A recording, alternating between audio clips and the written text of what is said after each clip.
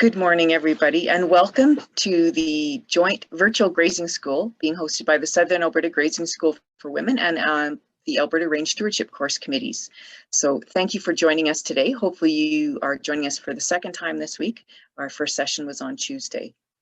My name is Noreen Ambrose. I'm the Executive Director with Cows and Fish, and I'm part of both of those committees, and I'm going to act as your host today. So welcome and thank you again for joining us.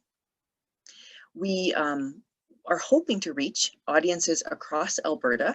And so with that reach and intent, I want to acknowledge that we are in and on Treaty 6, 7, and 8 in Alberta, traditional territories of First Nations across Alberta, which are many diverse nations. If you're participating from another location, please, of course, take a moment to acknowledge traditional territories you may be within and on. I also want to acknowledge the Métis Nations and other First Nations that have marked these lands with their footsteps for centuries and millennia. That relationship is a long relationship of knowledge and experience gained, and we want to acknowledge that connection today as well. So again, thank you to any First Nations who are joining us, and please acknowledge the territories you are on and in. I'd also encourage you to use the chat function to tell us where you're from. What part of the province or outside of Alberta, if you're joining from other places. So I'm going to get started and tell you a little bit about how this course came to be. So as mentioned, there are two groups helping deliver and plan this course. So the Alberta Range Stewardship course in its fourth year is really a reflection of past Stockman's range management courses, which was built many years ago to support beef producers and knowledge building between livestock professionals and producers who are working together to share information and expertise, because both people in the livestock producer sector as well as agencies and organizations bring knowledge and skills that are really useful to the table. So the goal of the Range Stewardship course is to keep ranching operations across Alberta sustainable, economically, environmentally, and socially. And unlike our ideal goal of offering 1 to 2 hands-on sessions in person, of course, we've had to move to a COVID-friendly world with these webinars. The Southern Alberta Grazing School for Women is in its 18th year this year. Again, like the Range Stewardship course, of course, online. It has been built to bring together a network of women to share experiences and enhance farm and ranch management skills. And it's always partnership-based, hosted each year across a diverse location with counties, or municipalities, government agencies, and nonprofits, similar to the way the Range Stewardship course was. And because there are a lot of complementary content and members in these two committees, this year we decided, as well as last year, to join up together since we're online and reaching people across the province. So thank you for joining us, and thank you to our committee members for putting this work on to make it possible. So before we start, I'd like to get a little bit of an understanding of who's attending today. So you should see a little poll popping up on your screen that says, who are you? What best describes you? So please pick what category describes yourself and tell us who you are. Once you have selected a choice, please then hit submit. And once you've done so, if the box is staying on your screen, all you have to do is use the little X on the top to close it if it's still blocking your view. So if you can just take another minute, I see there are still people joining us. So please tell us what best describes you. And one of the reasons we do this is to help understand, again, who's our audience and report back to our funders and for our committees to understand who attended, not only in numbers, but what kind of audience was here today. So thank you for filling that out.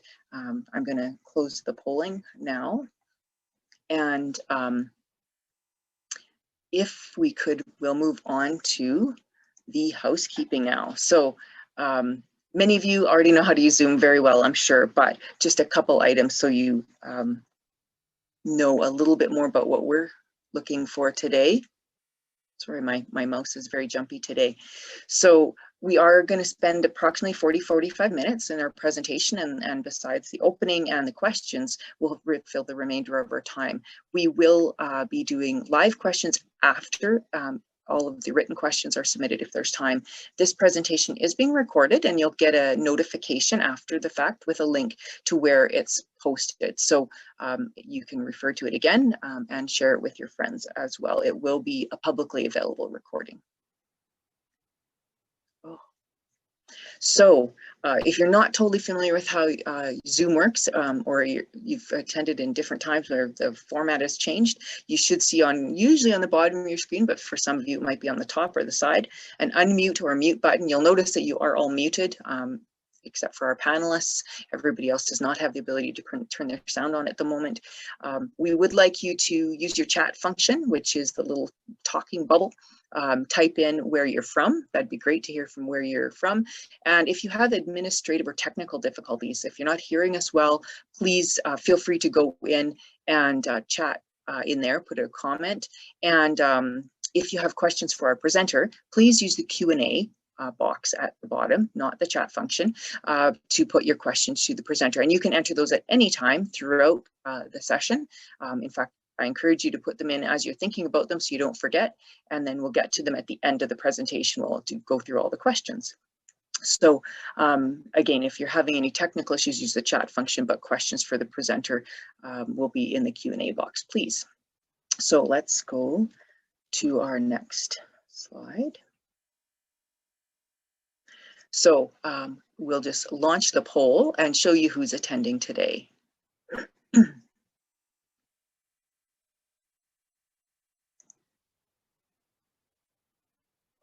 Oops. So it looks like of those folks that were able to fill out the poll before it was closed, we have 5 agricultural producers, we have folks in the consulting and conservation sectors, some government individuals as well. And I know not everybody chose to fill out the poll, but of those that did, this is who's attending. So an interesting and wide a mix of folks. So thank you for joining us.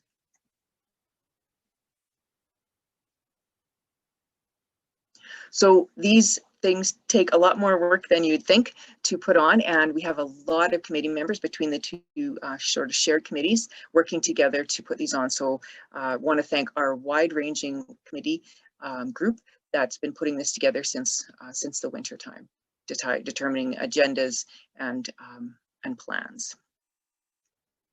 So our speaker today will be Ross Adams, and he's going to talk to us about interpreting and applying stocking rates on rangelands. So I want to thank Ross for doing this. Some of you already know Ross and have heard him last session on Tuesday as well. Ross grew up in Southern Alberta and took his rangeland and wildlife degree in science at the University of Alberta. Since 2017, he's been a rangeland management specialist with Alberta Environment and Parks. And in that role, he works throughout Alberta's grasslands, supporting the development, maintenance, and of course, the use of Alberta's rangeland management and monitoring tools. And applying and understanding stocking rate is a really important tool to managing rangelands. So Ross is going to talk to us about that today. Joining Ross, in case there are some more forest-focused questions, is his colleague Donna Lawrence, who likewise is a rangeland management specialist with Alberta Environment and Parks, and she attended the University of Saskatchewan in Saskatoon, where she had got her degrees in botany and agriculture and her Masters of Science in rangeland ecology. She's worked as a rangeland management specialist for 28 years and focused, of course, on grazing management in the forested parts of Alberta. So they'll both be taking questions at the end if needed, and I'll turn it over to Ross to take control and bring up your slides. So welcome, Ross. Thanks for joining us. Thanks, Noreen. I'll just get my slides up here. Oops, wrong. Looks good, Ross. Oh, have you got it? Yeah, it looks great. Okay. Take it away.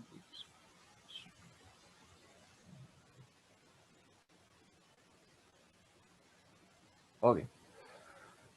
So good morning, everyone, and thanks for joining us. For anybody who wasn't here on Tuesday, I'm Ross Adams. I'm a range management specialist with AEP based out of Lethbridge, and today I'm going to be talking about interpreting and applying stocking rates on rangelands. So I'm going to go through kind of some of the factors that go into setting stocking rates when we're developing them.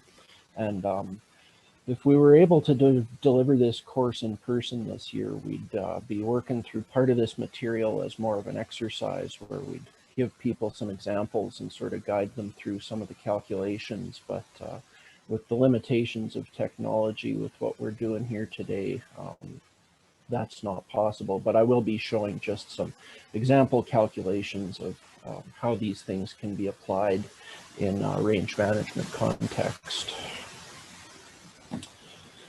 So on Tuesday, I mentioned Dr. Arthur Sampson's principles of range management, which are balancing forage demand with what the plant community can supply, avoiding grazing during vulnerable periods, distributing livestock evenly across pastures, and allowing for effective rest. And today I'm going to be spending most of my time on the first principle there, and balance is really critical because if demand exceeds what rangeland vegetation can supply, plants will lose vigor, and the plant community may shift towards less productive or weedy species, and the site will just lose productivity and function. So this first principle is very important in managing rangelands. So looking at demand and supply, I've kind of simplified demand to just be based on the type and size of livestock. And then supply depends on a number of factors, including the geographic location, annual precipitation, the characteristics of the site and the forage species available on the site, as well as range health and the time of year, as plants are less productive right at the start of the growing season when they're just putting up new growth compared to later in the summer when they've had more time to grow. So looking at demand, I'm going to start with a piece of terminology. So animal units are what we use to measure the size of a herd and the forage demand that herd will have. And so it starts with kind of asking the question, is a cow just a cow, or are they interchangeable, and will one cow consume as much grass as another? And then what about other grazing animals like horse or sheep or bison, and how would they fit in? And so the animal unit is a measure that gives us an estimate of the size of a herd based on the no matter what type of animal or body size is involved. And so the official definition is one animal unit is one 1,000-pound cow with or without a calf at her side. And so the reason for that 6 months of age cutoff is that cows younger than 6 months are still depending on the mother for a lot of their food, but once they're over 6 months, they're going to start consuming more forage, and so at that point you start needing to account for the number of calves as well. And so this definition of an animal unit as one 1,000-pound cow allows us to adjust the size of the herd if livestock are larger or smaller, or will require more or less forage than that standard 1,000-pound cow. So this table is just showing animal unit equivalents. So this is a conversion factor. So if our 1,000-pound cow is one animal unit, then a heavier cow will be higher. So a 12,000 or 1,200-pound cow is 1.2 animal units, whereas a 750-pound steer is only 0.75. So just reflecting that different sized animals will require different amounts of forage. And so it also works for other species. So horses and sheep are included there as well. And so, for instance, it takes 5 100-pound sheep to make up the same amount of forage consumption as one cow. And when I was putting this talk together, I found that somebody had gone out and determined that it takes 320 ground squirrels to consume the same amount of forage as 1,000-pound cow. I have no idea why they would do that research, but it's a number that's out there, so I thought that was kind of interesting. And so why is the extra step necessary? Why can't 20 cows just be 20 cows? Well, here's an example that I hope will illustrate that is if we had 20 yearlings, if you take that 20 head and multiply it by the conversion factor for yearlings of that weight, it only comes out as 15 animal units. So in effect, the herd size in terms of forage demand is smaller than if it was 21,000 pound cows.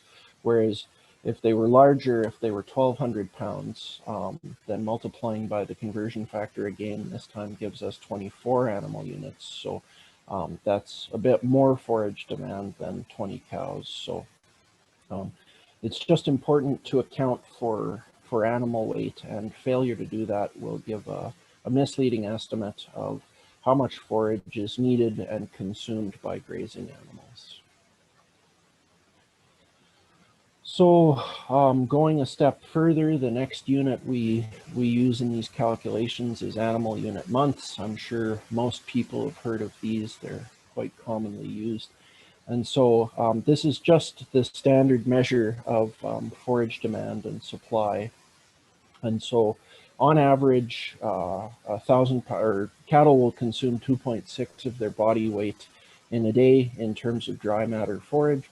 And so when we're looking at this stuff, we use dry matter instead of the weight of fresh vegetation, because the water content in plants changes over the growing season. And so using dry matter instead of the total weight gives us a more consistent measure throughout the growing season without needing to make adjustments for the water content at different times of year. And so taking this through, if a 1,000 pound cow is consuming 2.6 of its body weight each day in forage, that comes out to about 26 pounds, or that works out to 790 pounds a month. And so when we say an AUM, that's the same as saying 790 pounds per month. And so the AUM is a measure of pounds of vegetation, but it's easier to work with AUMs when doing these calculations, because don't have to keep track of as many digits or anything if you're working with just pounds of forage compared to AUMs. So that's kind of why they're used for working with forage demand and supply. So in the simplest case, if we take 20 1,000 pound cows, so that's 20 animal units on a pasture from the 1st of May to the 31st of July, that's going to work out as about 60 AUMs, 20 animal units for 3 months, 60 AUMs. But this is the same thing as saying that that's a requirement for 47,400 pounds of forage to feed a herd that size for that period of time. And so AUMs, or pounds of forage, it's the same thing, just a different way of looking at it. So then going back, and if instead we had 1,200 pound cattle instead of 1,000 pound cattle for the previous example, there's an extra step there where you'd need to first calculate the number of animal units. And so for 1,200 pound cattle for 20 head, that comes out at 24 animal units. And once the number of animal units are known, AUMs can be calculated. So with the same number of livestock, but heavier for the same amount of time, we end up with 72 AUMs instead. And so this shows the importance of adjusting for animal size when looking at this stuff, because in the first example, the 60 AUMs only works out to about 48,000 pounds, whereas in the second example, it's about 57. So failure to account for the difference in animal size would result in a lot more forage demand if we were just looking at it in numbers and not factoring in the weight. So the next, that's all I've got for demand. So next we'll move on to supply. And so in determining forage supply on rangelands, kind of the most important factor is climate, how much moisture is received, and how wet on average is a site. And so productivity increases with increasing moisture. And so the dry mixed grass in southeast Alberta is the hottest and driest part of the province, and as a result has the lowest productivity for rangeland plants. And so then as one moves north towards the boreal forest or west towards the foothills, precipitation increases, and with increasing precipitation, the productivity of rangelands increases. So one of the biggest factors in determining overall productivity is kind of whereabouts in the province you're standing. If we go down to the scale of a ranch or a pasture, productivity is really strongly dependent on soils and topography. So where soils have coarser textures like sands or gravels, or have limited topsoil development, these sites are going to be a lot less productive than sites with finer textures and deep, well-developed topsoil. And looking at topography, moisture shedding positions such as hill crests and upper slopes have less productivity than moisture receiving sites on lower slopes and areas surrounding streams and wetlands. So the image there is just showing an example of this, moving from an upper slope down to the bottom of the valley. We're seeing different types of vegetation on the hill crest and the slope, and more productive plant communities down at the bottom of the valley there. And that would just be largely a function of water moving from the upper slope down towards the creek. Another factor that strongly influences forage supply is the level of disturbance on the site. Where sites are lightly or moderately disturbed, they tend to be dominated by taller and more productive and more palatable species. And then as the level of grazing disturbance on that site increases, we see a shift in the composition of species on the site away from those taller, more productive species towards shorter statured and less productive and often weedy species with lower palatability.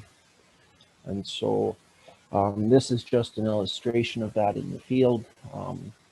You can see that under light to moderate grazing disturbance, the plant community is dominated by taller and more productive species. And then as we move into the heavy and very heavy levels of disturbance, we see a shift towards shorter statured and less productive species. And in the case of very heavy, we're even starting to see bare soil. So places where plants aren't even growing, and that's going to reduce productivity too. So just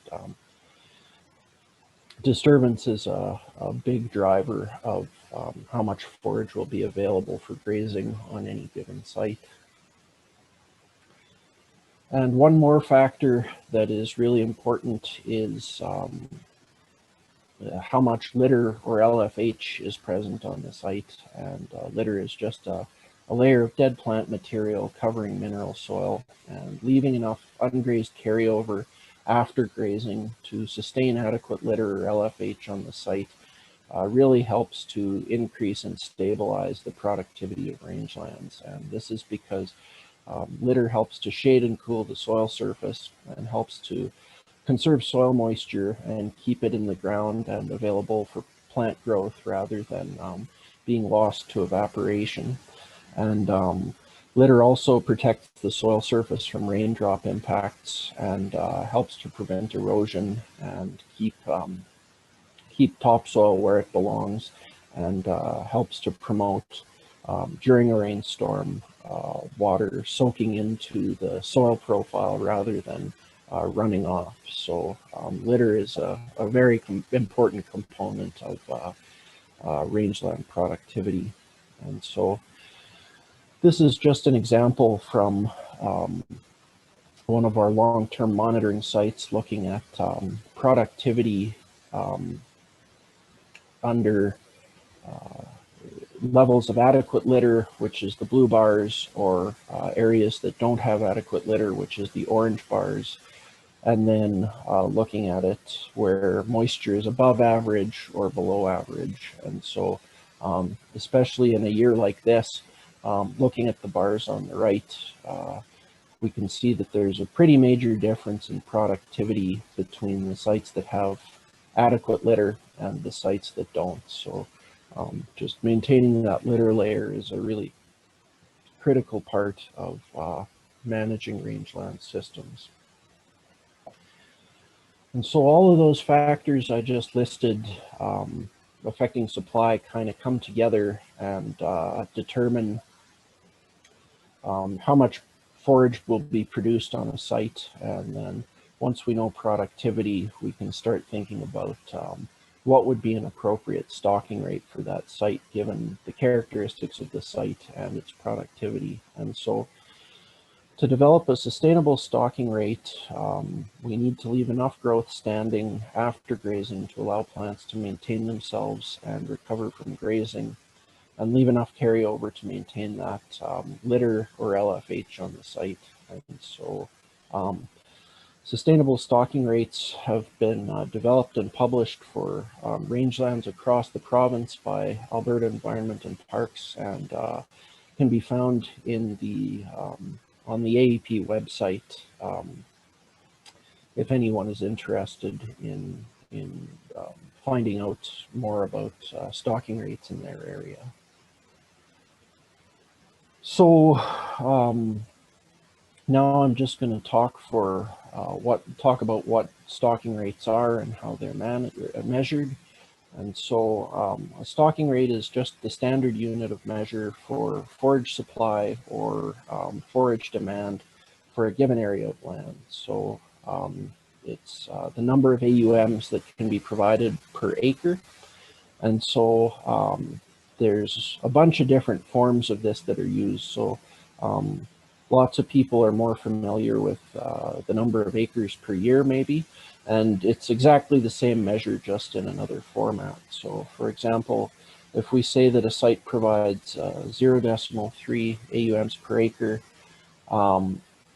that's the same as saying it takes 3.3 acres for 1 AUM. And so if that's multiplied out by 12 months, that gives us 40 acres per year. And so both formats are saying exactly the same thing. And the reason that AUMs per acre are preferred in our publications is simply that it's easier to work with when doing calculations, because if you know the stocking rate of an area and you know the area in acres, you can just multiply AUMs per acre by the number of acres, and that'll give you your total number of AUMs. So it's both measures say the same thing, and it's just kind of a convenience thing the way we use them. So AEP has a network of long-term monitoring sites deployed across the province, looking at long-term productivity of rangelands. And so the map is kind of showing that they cover everywhere except some parts of the boreal forest. And so the sites that are actively monitored are clipped annually, and these go back to the 80s, or in some cases even the 50s or earlier. And that's provided us with a really long-term perspective on how much productivity different areas and different types of rangelands will provide. And so this gives us kind of insight into how different plant communities behave through climatic cycles or in relation to disturbance, and kind of gives us a foundation for understanding productivity and building stocking rates.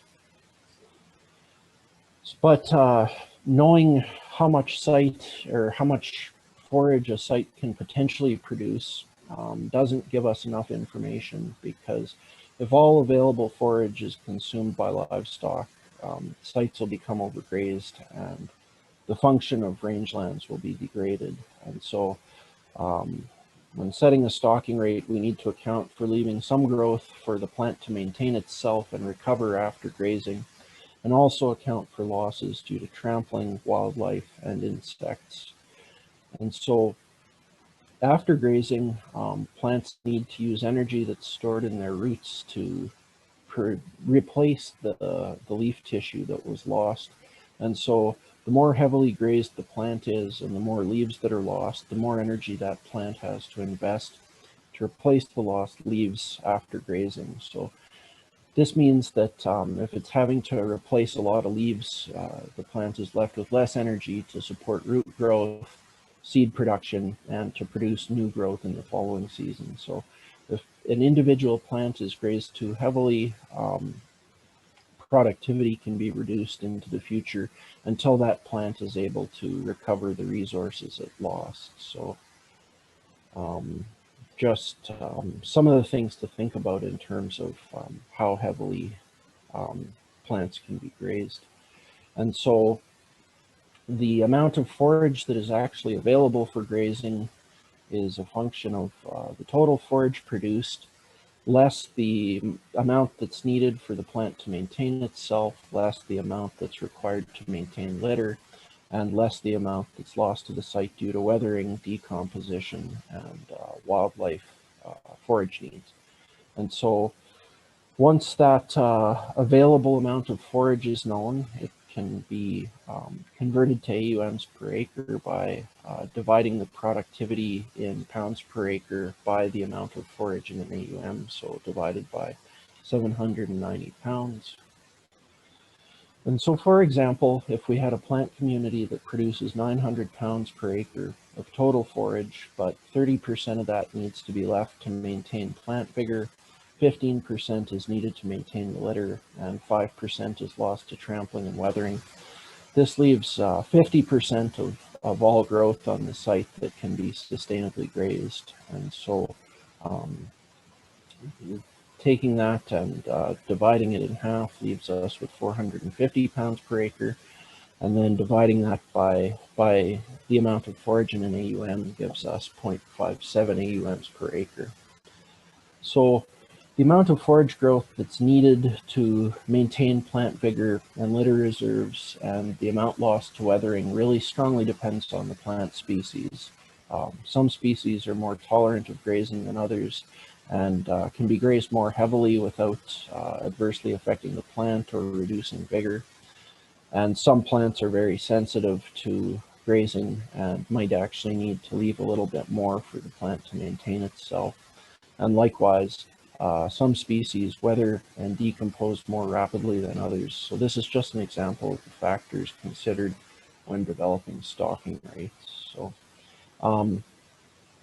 sustainable stocking rates for different sites and areas of the province are pretty widely available these days. So this isn't a calculation that anyone would likely need to do in a grazing operation, but I thought it was useful just to illustrate kind of how the different factors fit in and come together to determine the overall stocking rate for a site type.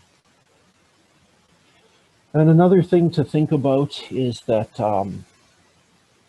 forage productivity varies pretty wildly from year to year in some locations, depending on annual precipitation. So that graph to the right side is just showing long-term productivity on one of our monitoring sites.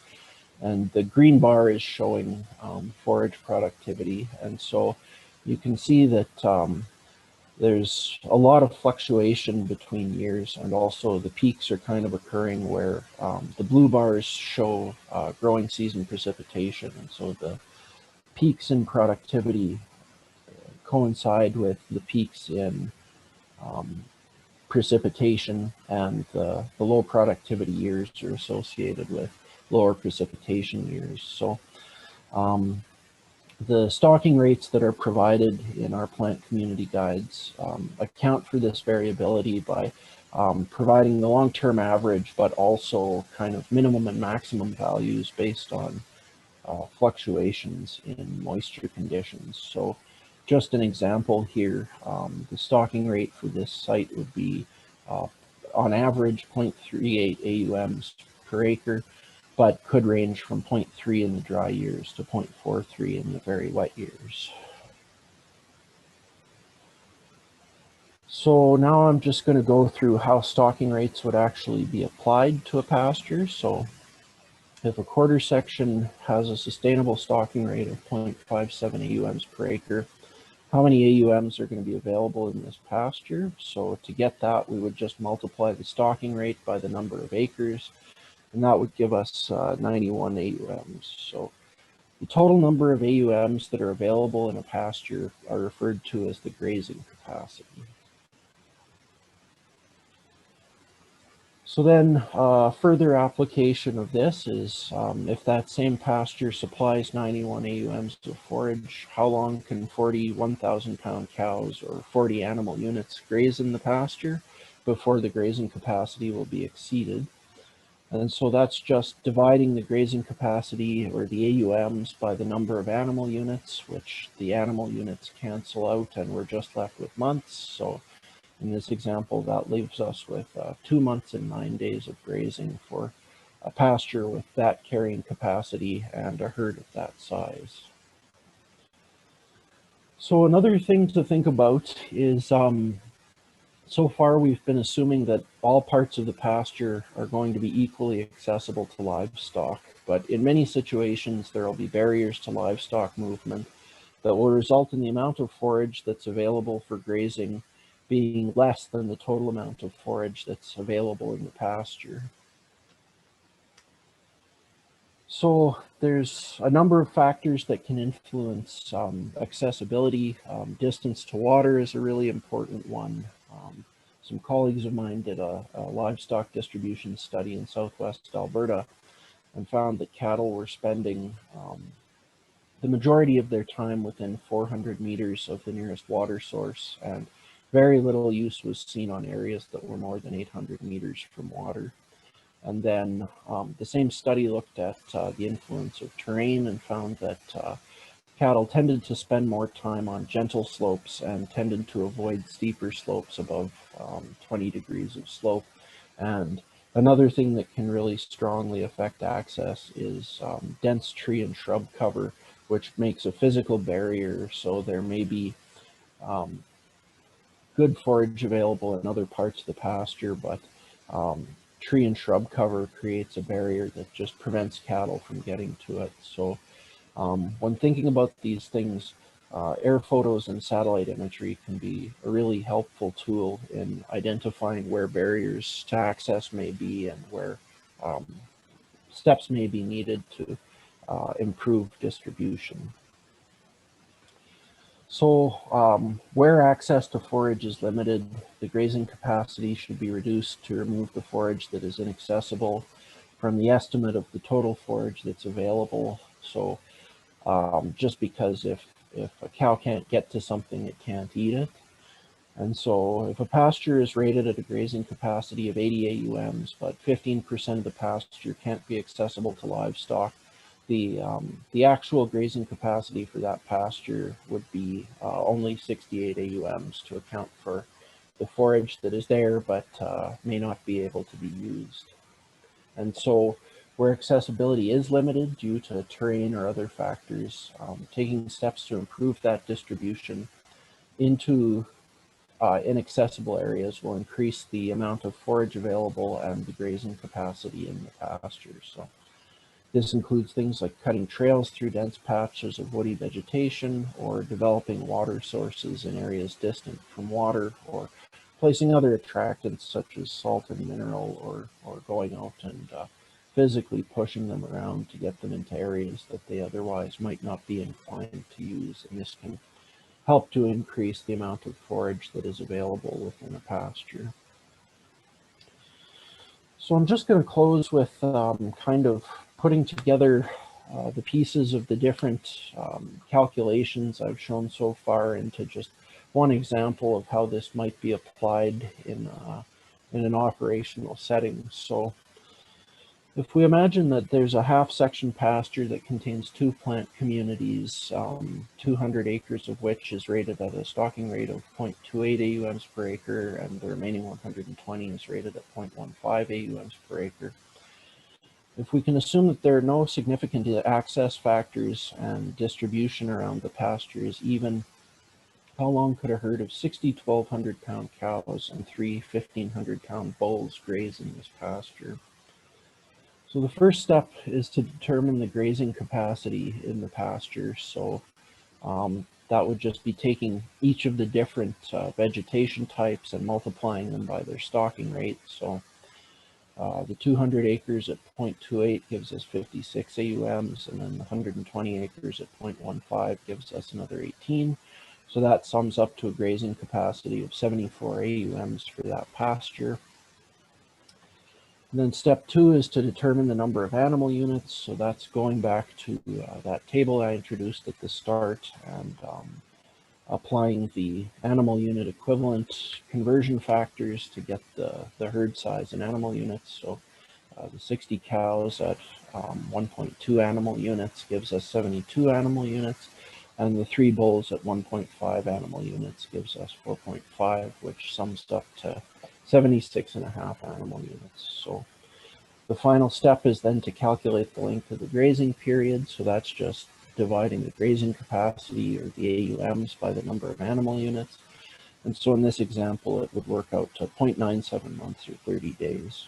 And if we had just used the number of animals for our herd size and not adjusted for body size, that would give us just a herd size of 63 animal units. And so in that case, if we decided that that was our herd size and applied that to our grazing capacity, we'd end up with a grazing period of 1.17 months, or one month and 5 days. And so you can see that not adjusting for body size in the first part of this example would result in a longer grazing period and 21% higher forage consumption above the grazing capacity. So failing to correct for animal size in a calculation like this could suggest a grazing period that would result in overgrazing above the grazing capacity.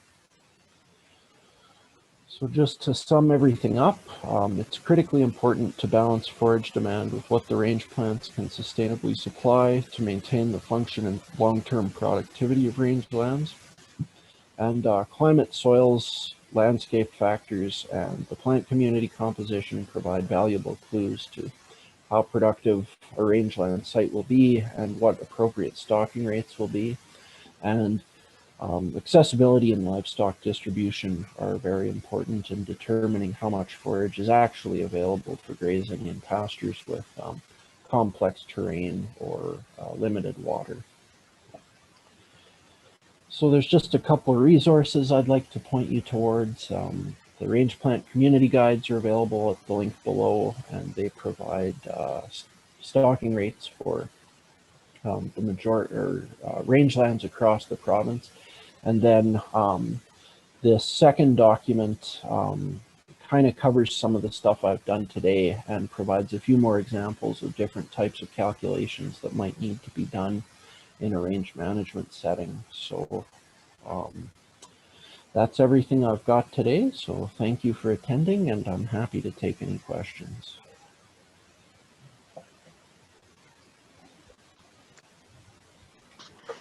Thank you very much, Ross. That was great. It reminds us how important sometimes math is, even in things we maybe don't always recognize math is important in. And it's not really that complex. It's just figuring out how much you're producing and how much the cows or other livestock you have are going to need to take. And so you have that sustainability. So that was really great.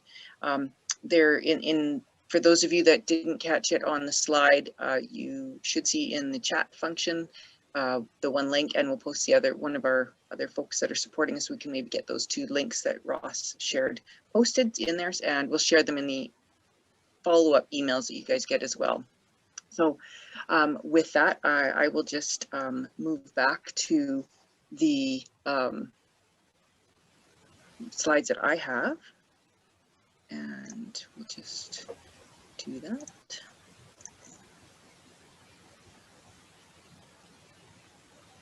Whoops. So before we move on to questions from Ross, I'm curious, how did we do?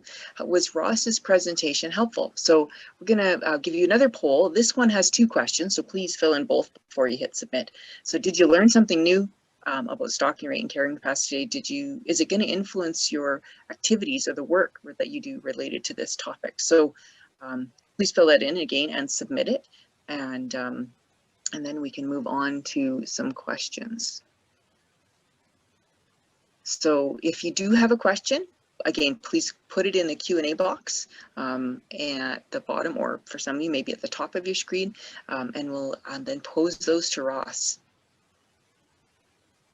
So it looks like quite a few people filled it in, but if you could, the remainder of you, that would be great. Fill that in. Did you learn something from what you have heard so far? And will it help you or influence your management? And again, the real importance of this is for us to evaluate the topics we provide you and also report back to our organizations and our funding sources to give us a sense of, you know, was the content provided useful? So we really appreciate your filling the polls in. So it looks like everybody that's wanted to has voted. So I will just close the poll and then I'll just show the results. It looks like of those that filled it in, everybody but one person learned something new today, and also a very large percentage of folks that filled it in, excuse me, said it is going to influence their management or their activities related to this topic. So that's great. Thank you for filling it in and for attending. And so let's go to some questions. Oops. Oh, sorry, my mouse is extra sensitive today. So let's see. One of our first questions that we have is, are there, aside from differences in forage consumption, different rates of forage consumption, are there other differences between stocking cows versus horses that could affect the health of a pasture? So yeah, the other kinds of consideration for the different kind of stock besides obviously how much they eat.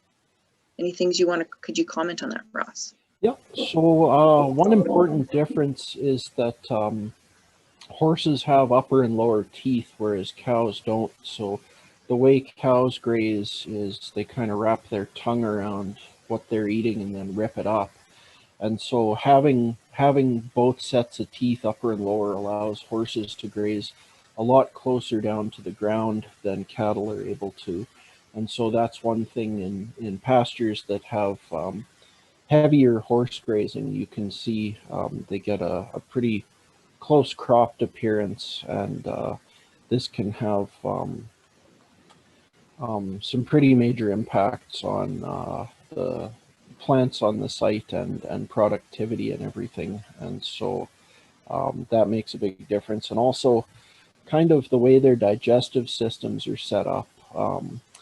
Horses are able to eat forage to a lower quality than cattle are. If forage becomes really low quality, cattle, their digestion kind of slows down, and so they have to move along to find a new site with better quality just to kind of keep their digestion moving, whereas horses are better able to tolerate lower quality forage. So this allows them to really park on a site and graze it down a lot more heavily than a comparable sized herd of cows would. So yeah, those are a couple of things to think about. Horses certainly can have some major impacts on vegetation if they're there in too many numbers or spending too long in one place.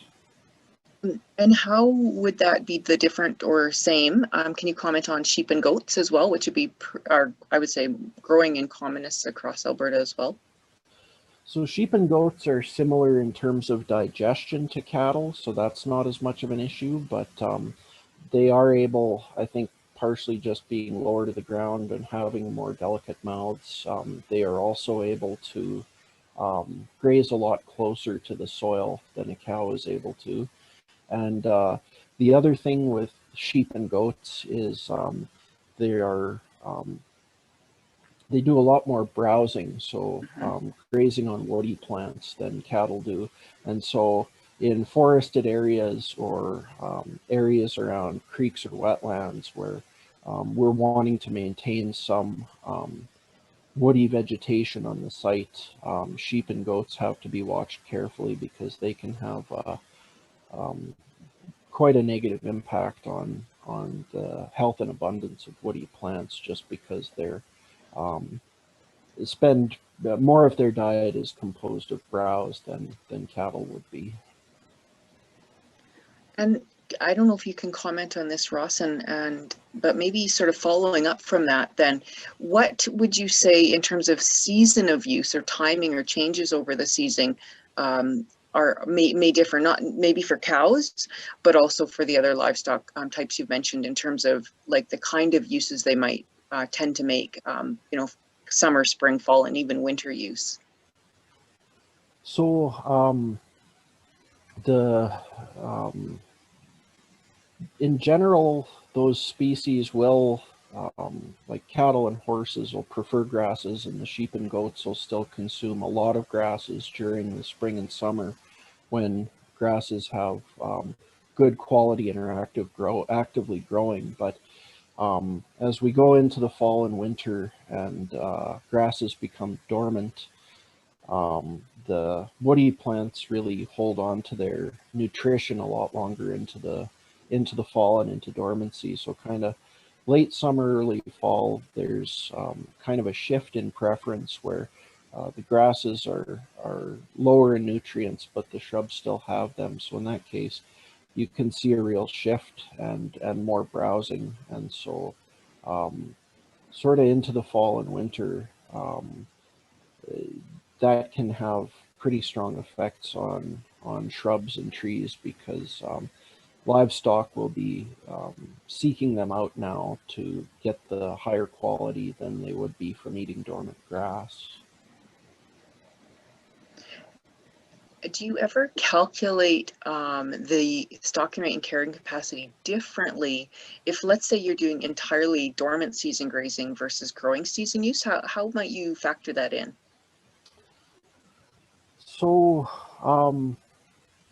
it's usually kind of the approach is that the grazing capacity is kind of the grazing capacity, but certainly in the grasslands anyway,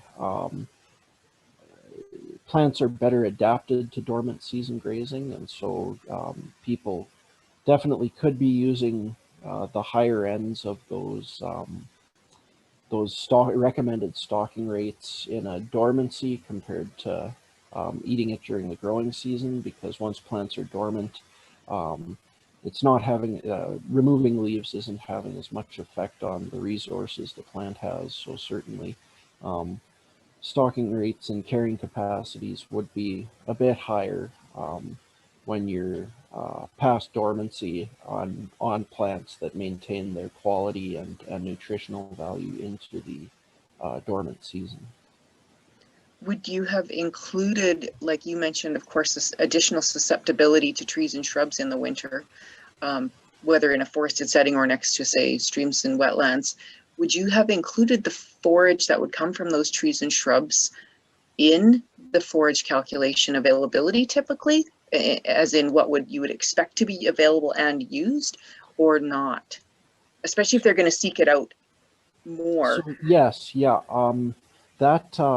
The stocking rates we provide in the guides are kind of tied to the plant community, the composition of the plant community that they're attached to. And so if that plant community involves shrubs or trees or other woody vegetation, that will be accounted for in the stocking rate. Like the stocking rate is based on what is expected to be growing in that plant community. So that stuff's all factored in. Right, great. I know from some of the experience we've had with producers, those that are trying dormant season grazing in areas with trees and shrubs that they're trying to keep, that just like favorite areas can happen in the summertime, favorite areas in the wintertime can be those willows if it's next to a low-lying area, a riparian area, wetland, a stream, and I guess that goes to your distribution piece is, in your first talk, is just because it's all available, maybe they're not accessing everything equally. If they keep focusing on one area, then it's almost like some portions of the pasture are inaccessible, or at least, avoided or not focused on. So you might end up with patches of heavier use. Yeah. It looks like I'm waiting for more people to put some additional questions into our Q&A. While they're doing that, Ross, is there any of the other sort of comments you've talked about today that you want to re-emphasize, or that you think you'd like to take another minute on while we're looking for additional questions? I don't think so. And just looking at the clock, we're kind of coming up on the hour though. So if we're gonna do kind of the conclusion stuff, I think. Okay. Yeah, it looks like we have one more question, which we'll squeeze in here, one more kind of comment, and then we'll move on to the closing. So this question isn't so much stocking related, but more about pasture management and water. So does anyone know where a producer can access water quality assessments regarding the presence of blue-green algae and cyanobacteria? Here, there is a place in the East Central close to 300 per test. So maybe if people have comments or suggestions on that, feel free to put it in the chat function about places you could figure out how to get your water quality assessment done. Recommended place, feel free to share that in the chat function. And with that, thank you so much, Ross. Really great questions and great content to remind us why stocking rate is so important. And I encourage you, for those of you who maybe haven't done so before, actually take a moment or a few minutes and look at your pasture and say, what do they actually produce and what am I taking? And see how those balance out. So thank you very much, Ross. Oh, thanks. Those books, pardon me, to share. So thank you to our committee for doing that. So just a reminder, join us for 2 more sessions, which are going to be really excellent as well.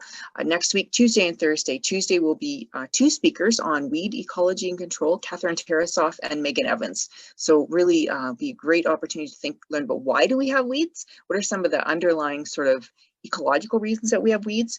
And then also lots of great tips on identification and knowing your weeds better. So hopefully you'll join us then.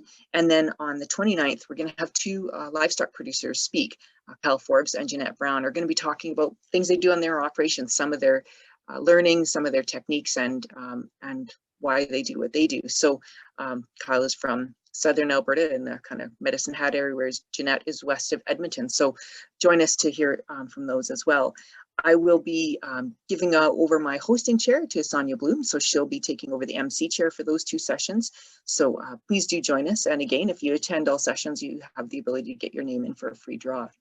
Thank you to our sponsors who, in addition to our committee members, have provided financial contributions to help us with these sessions. And please watch for follow-up emails that'll tell you where to look at the recording, and you can share the recording with anybody you'd like. And also evaluation, follow-up, and resource opportunities. So you can request copies of materials that we would normally be able to hand out in person, as well as give us some feedback. So watch for those after all the sessions are done.